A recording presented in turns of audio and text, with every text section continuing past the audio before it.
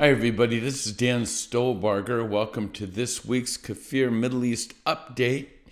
And I must admit, I come to you this week with a heavy heart because of the events that are transpiring in Israel at the moment over the last couple weeks.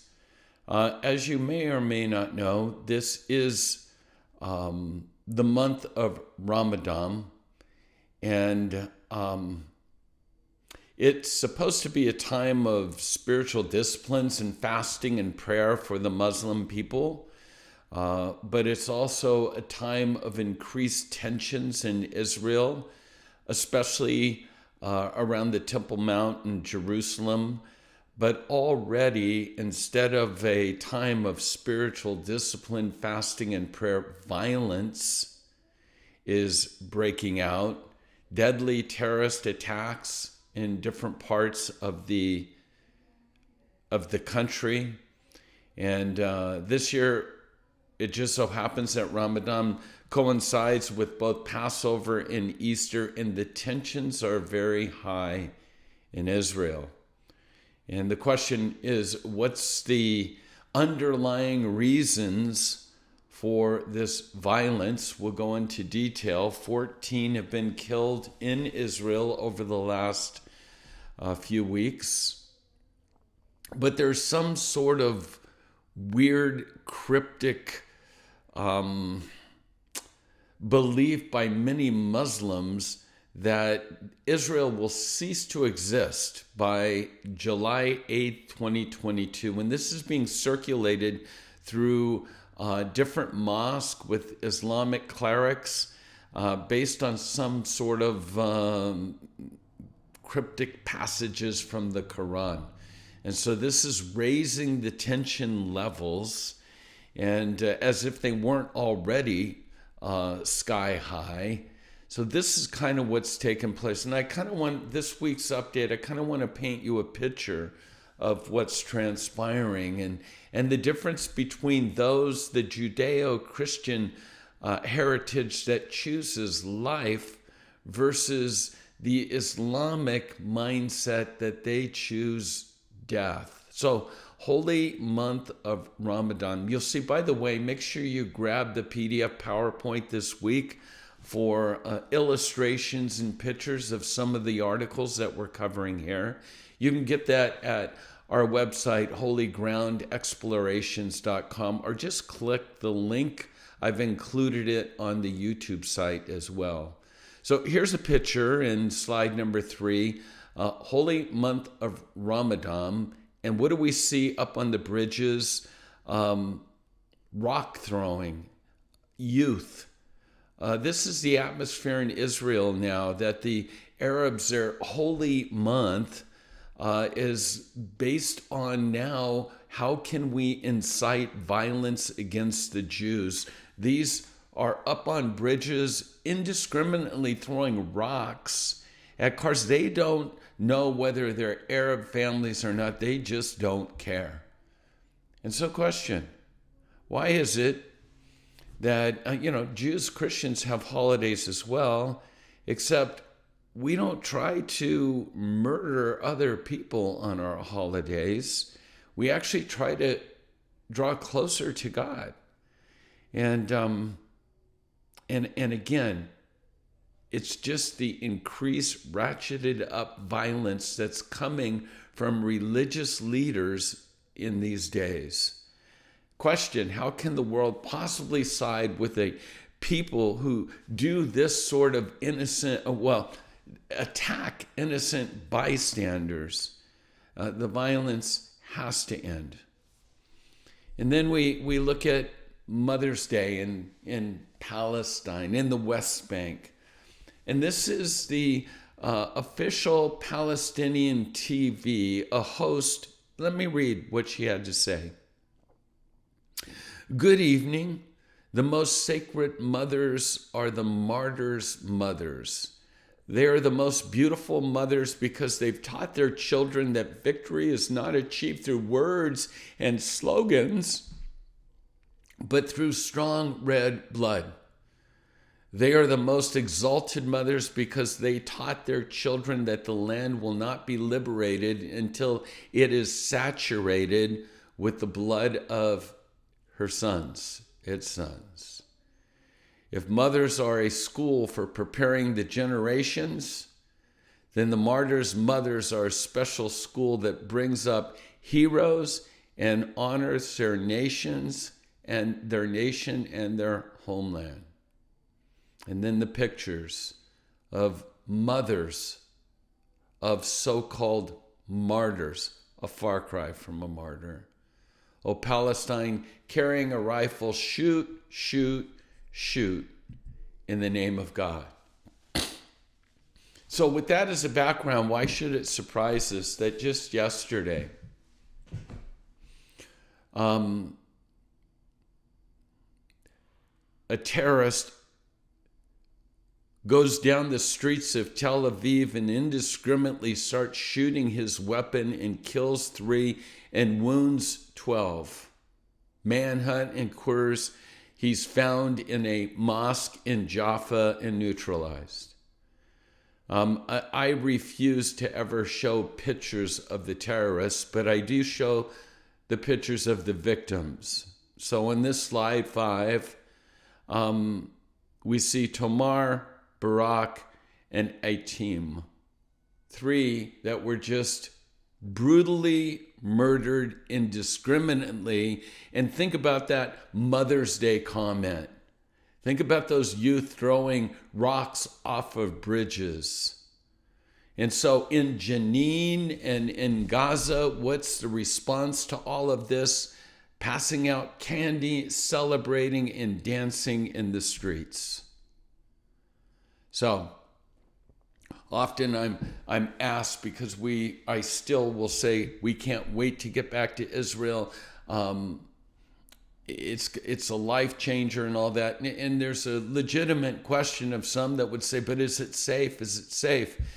Despite all of this, when we look at what's transpiring, I always have to insert this. Do you know that the last 3 weeks in LA, there has been 31 violent murders? 31 in the last month. But that's not national news whatsoever. And so I just want you to understand what's transpiring and get a healthy balance. Every life is precious. Every life needs to be valued, but not so much for the Palestinians, killing indiscriminately. Well, that's what's transpiring. I sort of held off because everything's continuing to unfold. We still got 2-3 weeks left of Ramadan, and Naftali Bennett's government is promising safety, security. I wish I had the confidence to say, that's it, there'll be no more, but I don't. And so the question, by the way, since I mentioned Naftali's government, is what's going on? And just a couple days ago, Idit Silman, a member of Naftali Bennett's party, Yamnia, she just defected, which now has made the Knesset seat 60-60, so there's no majority. If there's any others from the any others that would default or defect at this time, that would give the numbers to the opposition, the current opposition party today, which Bibi Netanyahu represents and is the leading candidate in the opposition party. So we could see over the next few weeks to come a shift and a new, not so new, but a replacement prime minister from Bennett. So factor that in terms of the upheaval that's taking place in Israel today. Then a couple other articles to close out.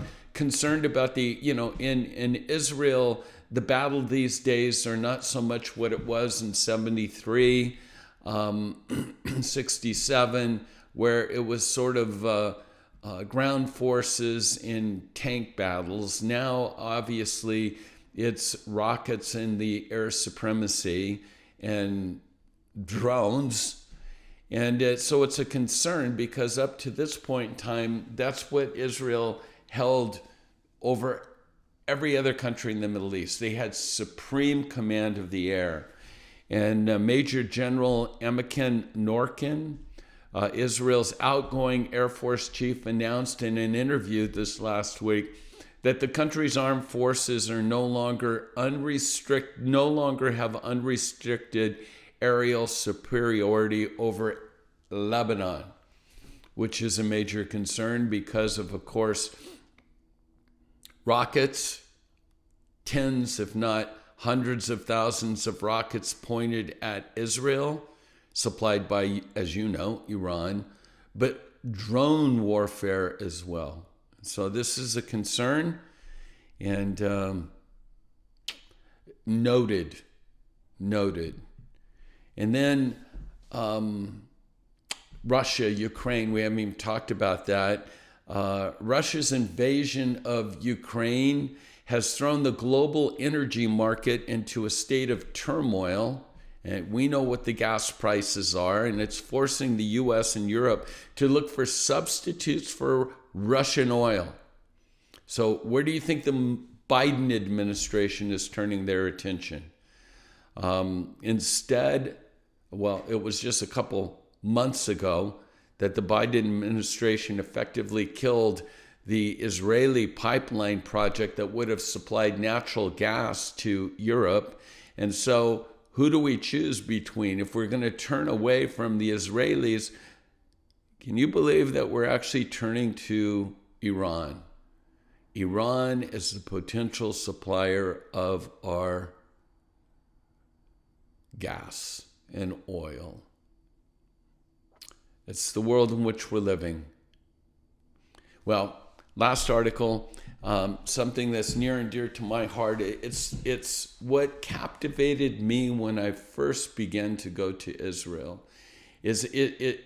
When I was there, I had this sense that the camaraderie, the concept of me versus we in Israel, when I saw and experienced the camaraderie and the sense of we in terms of defending the country, etc., it has never left me. I'm jealous of that.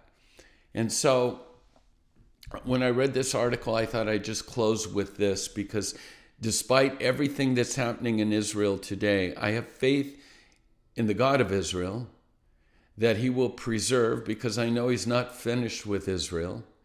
And I have faith in the Israelis that they will, no matter what their disputes internally might be, when their backs are against the wall, they link arms and stand together.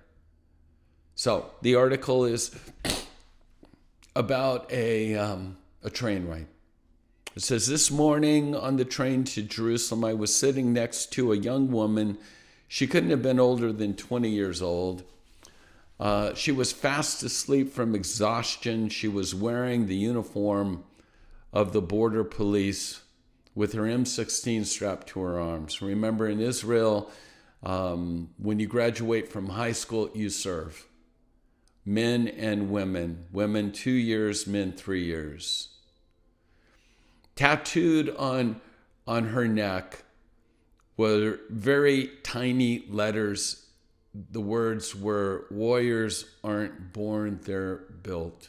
This young woman, barely older than a kid, is heading into the danger zone where she will be protecting me today. When she awoke, I told her that I lead an organization that defends Israel in the global media. And I thanked her for her service, and she thanked me for mine. Moments like this are why I live in Israel. People like her is why I have faith in humanity. Though it is vastly unreported or underreported in the global media, Jews are under attack this week just for living in our homeland, while Muslims, Christians, and Druze are under attack for daring to live in peace with Israel.